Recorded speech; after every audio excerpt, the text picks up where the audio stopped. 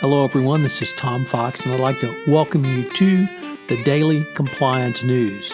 The Daily Compliance News is an offering of the Compliance Podcast Network. April 18, 2019, the Compliance Grows Up edition. First up from the Wall Street Journal, the new U.S. policy on Cuba sanctions has threatened EU ties.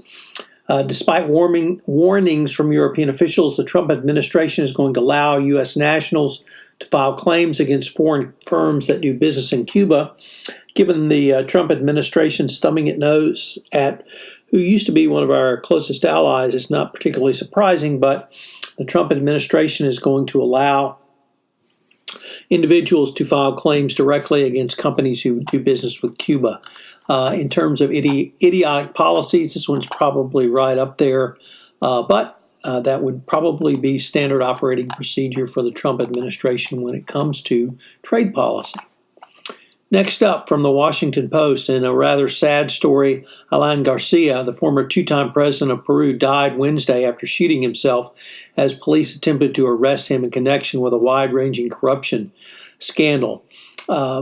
Certainly, Garcia was alleged to have taken bribes from the Brazilian construction giant Odebrecht for massive public works contracts within Peru. He denied receiving any money from the company.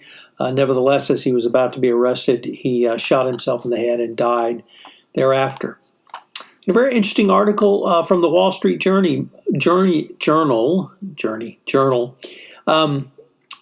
and which leads to our edition title today, The Changing Role of Corporate Compliance. There was a roundtable last week in Houston hosted by Dow Jones Risk and Compliance and the Wall Street Journal, and several CCO types talked about the challenges for compliance departments to figure out what they wanted to be when they grew up.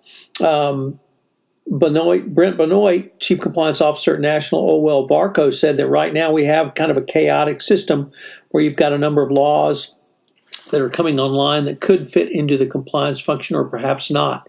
There were other suggestions such as GDPR, the increasingly complex sanctions regime levied by the by the Trump administration around export control is certainly on people's minds as well. So, interesting article in the Wall Street Journal. And finally, the advisor to a union pension fund is calling on General Electric to drop KPMG as its auditor after a series of accounting missteps and strategic blunders rattled investor confidence in the one-time blue chip company. The CTW Investment Group urged General Electric to find a new accountant for its 2020 interview. This is certainly not unprecedented, but it is pretty unusual given what has happened and the renewed criticism of GE's accounting oversights, pressures on the board of directors. It will probably not be surprising given the track record going forward that there would be some type of change. So this is definitely another story that we will follow. And what this means is that investors and stakeholders and shareholders are taking a much closer look at the entire operations of an organization, particularly its external advisors. As you may know, we've had several new offerings on the Compliance Podcast Network. One of those includes Popcorn and Compliance, where Jay Rosen and I take a look at compliance through the lens of movies, both current, contemporary movies, and classic movies. We recently premiered 2 new shows on the Compliance Podcast Network in modern medium. Paris Fox takes a look at how you go through the process of designing art and why it's so important for the compliance practitioner to utilize these skills in their communications with their employees.